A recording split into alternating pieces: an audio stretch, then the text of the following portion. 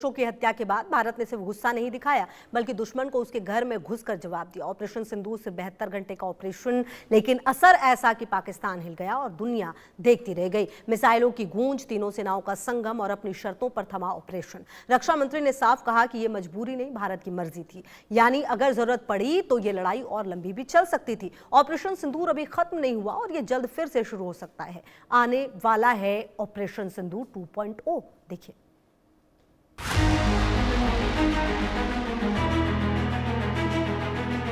और मैं यहां फिर से स्पष्ट कर देना चाहता हूं, यह ऑपरेशन इसलिए नहीं बंद किया कि हमारी क्षमता कम हो गई। हमने उसे अपनी मर्जी से, अपनी शर्तों पर रोका और अगर जरूरत पड़ती तो हम लंबी लड़ाई के लिए भी पूरी तरह से तैयार थे।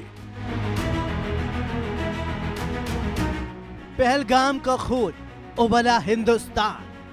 72 घंटे में दुश्मन का काम तमाम। सरहद पर सीधा प्रहार, आसमान से आग, जमीन से वार। आतंकी अड्डों का सफाया, अपनी शर्तों पर ऑपरेशन ठहरा। दुनिया भी देखती रह गई। ये है नया हिंदुस्तान। आ रहा ऑपरेशन सिंदूर 2.0। 22 अप्रैल 2025 जम्मू कश्मीर के पहलगाम में वो हमला हुआ जिसने पूरे देश को झकझोर कर रख दिया। लश्कर-ए-तैयबा से जुड़े आतंकियों ने 26 निर्दोष पर्यटकों को निशाना बनाया। यह हमला सिर्फ लोगों पर नहीं था, ये भारत की सुरक्षा और संप्रभुता को चुनौती भी थी। लेकिन इस बार प्रतिक्रिया अलग थी। सरकार ने सिर्फ बयान नहीं दिया बल्कि एक ठोस जवाबी तैयारी शुरू कर दी। खुफिया एजेंसियां एक्टिव हुई, आतंकी ठिकानों की लोकेशन चिन्हित की गई और फिर तैयार हुआ एक मिशन ऑपरेशन सिंदूर। यह सिर्फ एक सैन्य और कार्रवाई नहीं थी बल्कि ये संदेश था, अब भारत आतंकवाद के खिलाफ रिएक्ट नहीं करेगा बल्कि प्रीएक्टिव स्ट्राइक करेगा। पहलगाम का दर्द ऑपरेशन सिंदूर की ताकत बन गया। ऑपरेशन सिंदूर नाम जितना शांत, कार्रवाई उतनी ही सटीक और तेज। भारत ने पाकिस्तान और पीओके में मौजूद आतंकी ठिकानों को निशाना बनाया सिर्फ 72 घंटे में, लेकिन इन 72 घंटों में जो हुआ उसने दुश्मन की कमर तोड़कर रख दी। मिसाइल स्ट्राइक, एयर ऑपरेशन और ग्राउंड इंटेलिजेंस, हर स्तर पर भारत की तैयारियां साफ दिखी। सबसे बड़ी बात, कहीं भी नागरिक ठिकानों को नुकसान नहीं पहुंचाया गया। ये ऑपरेशन सिर्फ ताकत का नहीं बल्कि नियंत्रण और सटीकता का उदाहरण था। दुनिया ने देखा कि भारत अब सिर्फ जवाब नहीं देता बल्कि अपने समय, अपनी रणनीति और अपनी शर्तों पर जवाब देता है। क्या था ऑपरेशन सिंदूर? 22 अप्रैल 2025 को पहलगाम में बड़ा आतंकी हमला। आतंकियों ने 26 निर्दोष लोगों की जान ले ली थी। 7 मई 2025 को भारत ने ऑपरेशन सिंदूर शुरू किया। ऑपरेशन पाकिस्तान और पीओके में चलाया गया। लश्कर-ए-तैयबा, जैश-ए-मोहम्मद और हिजबुल के ठिकाने टारगेट। कुल 9 बड़े आतंकी लॉन्च पैड तबाह किए गए। ऑपरेशन में 100 से ज्यादा आतंकी मारे गए। 4 दिनों तक भारत पाकिस्तान के बीच युद्ध चला। 10 मई को भारत पाकिस्तान में सीज फायर। रक्षा मंत्री राजनाथ सिंह का बयान इस ऑपरेशन के सबसे बड़ा संदेश लेकर आया। उन्होंने साफ कहा कि ऑपरेशन इसलिए बंद किया गया क्योंकि हमारी क्षमता खत्म हो गई थी, बल्कि हमने इसे अपनी शर्तों पर रोका। और मैं यहां फिर से स्पष्ट कर देना चाहता हूं कि हमने यह ऑपरेशन इसलिए नहीं बंद किया कि हमारी क्षमता कम हो गई थी। हमने उसे अपनी मर्जी से, अपनी शर्तों पर रोका और अगर जरूरत पड़ती तो हम लंबी लड़ाई के लिए भी पूरी तरह से तैयार थे। और हमारी सर्ज कैपेसिटी, यानी अचानक जरूरत के समय क्षमता विस्तार करने की ताकत भी हमारे पास मौजूद थी ही नहीं बल्कि अभी भी है और पहले से और अधिक दुरुस्त। यानी अगर जरूरी होती तो ये ऑपरेशन 72 घंटे से कहीं ज्यादा लंबा चल सकता था। ये बयान सिर्फ एक राजनीतिक संदेश नहीं था, ये एक स्ट्रेटेजिक वार्निंग थी। भारत अब उस दौर में नहीं है जहां वह सिर्फ सीमित जवाब दे। अब भारत के पास लंबी लड़ाई की पूरी तैयारी है और ये नई सैन्य सोच है जहां कंट्रोल भी है और कैपेबिलिटी भी। क्या था ऑपरेशन सिंदूर की ताकत? भारत की तीनों सेनाओं का तालमेल, आतंकी ठिकानों पर सटीक हमला, पहले से तय टारगेट और टाइमिंग, सिर्फ 72 घंटे में ऑपरेशन पूरा। मेक इन इंडिया टेक्नोलॉजी का इस्तेमाल, जरूरत पड़ी तो लंबी लड़ाई के लिए तैयार। पाकिस्तान को चेतावनी, दुनिया को ताकत का संदेश।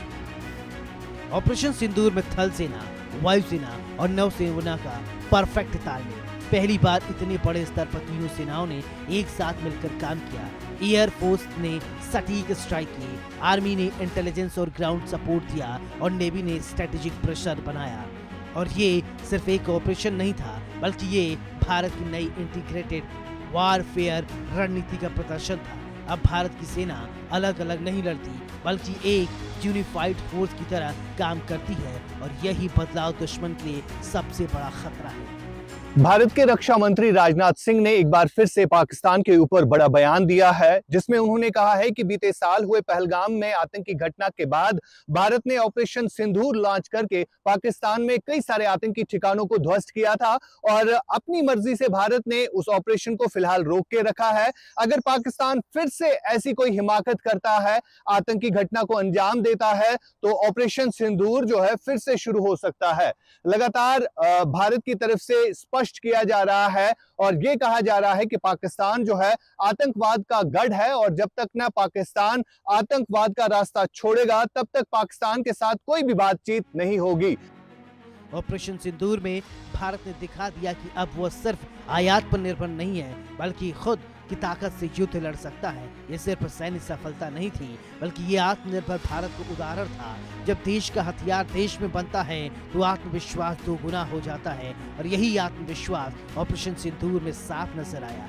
ऑपरेशन सिंदूर के बाद सिर्फ भारत ही नहीं, दुनिया भी इसकी चर्चा कर रही थी। अमेरिका तक ने माना कि भारत की कार्रवाई बेहद प्रभावशाली थी। डोनाल्ड ट्रंप का बयान भी चर्चा में रहा। उन्होंने कहा, अगर ये ऑपरेशन नहीं रुकता तो नुकसान और बड़ा हो सकता था। ये बयान इस बात का संकेत था कि भारत की सैन्य क्षमता और वैश्विक स्तर पर भी गंभीरता से ली जा रही है।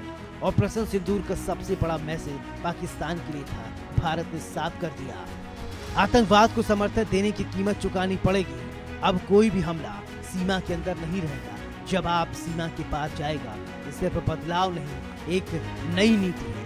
सर्जिकल स्ट्राइक, एयर स्ट्राइक और अब ऑपरेशन सिंदूर के तीन मिलकर एक ही कहानी कहते हैं, भारत अब चुप नहीं रहेगा और जरूरत पड़ी तो अगला कदम भी बड़ा होगा। फिलहाल लगातार बीते कुछ दिनों से अगर हम इंडस वाटर ट्रीटी की बात करें तो पाकिस्तान की तरफ से इंडस वाटर ट्रीटी को फिर से शुरू करने की कोशिश जो है की जा रही है और भारत का एक ही कहना है कि जब तक ना पाकिस्तान पूरी तरह से आतंकवाद मुक्त हो जाएगा, तब तक भारत पाकिस्तान के साथ कोई भी बातचीत जो है नहीं करेगा। फिलहाल जिस तरह से बीते साल हुए ऑपरेशन सिंदूर को एक साल होने को है, तो लगातार बयानबाजियों का सिलसिला जो है शुरू हो चुका है। और इधर अगर हम जम्मू कश्मीर की बात करें तो लगातार एलओसी के एरियाज में तनावपूर्ण स्थिति बनी हुई है और इस वक्त हम मध्य कश्मीर के एक ऊंचाई वाले इलाके में है, जहां पर अभी भी ऑपरेशन जो है चल रहा है, क्योंकि अभी भी पाकिस्तान से भेजे गए कई सारे आतंकी कश्मीर घाटी में सक्रिय है। रक्षा मंत्री ने इसे नई विश्व व्यवस्था का प्रतीक बताया है और ये बात कहीं न कहीं सही भी है। आज का भारत न सिर्फ आर्थिक ताकत बन रहा है, बल्कि सैन्य और रणनीतिक ताकत भी बन चुका है। ऑपरेशन सिंदूर ने ये साबित कर दिया है कि भारत अब फैसले लेने में हिचकता नहीं, वो अपने हितों की रक्षा के लिए भी किसी भी हद तक जा सकता है। यही बदलाव भारत को नई पहचान दे रहा है, एक ऐसा देश जो शांति चाहता है लेकिन कमजोरी नहीं दिखाता। 72 घंटे का ऑपरेशन, लेकिन संदेश साफ, बहुत बड़ा है।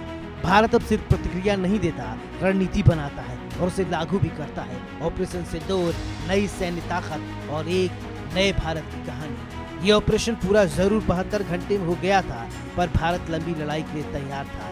यानी हालात जैसे भी हों, अगर जरूरत पड़ी तो भारत ईंट का जवाब पत्थर से देने के लिए भी तैयार है। इंडिया न्यूज के लिए श्वेता यादव की रिपोर्ट।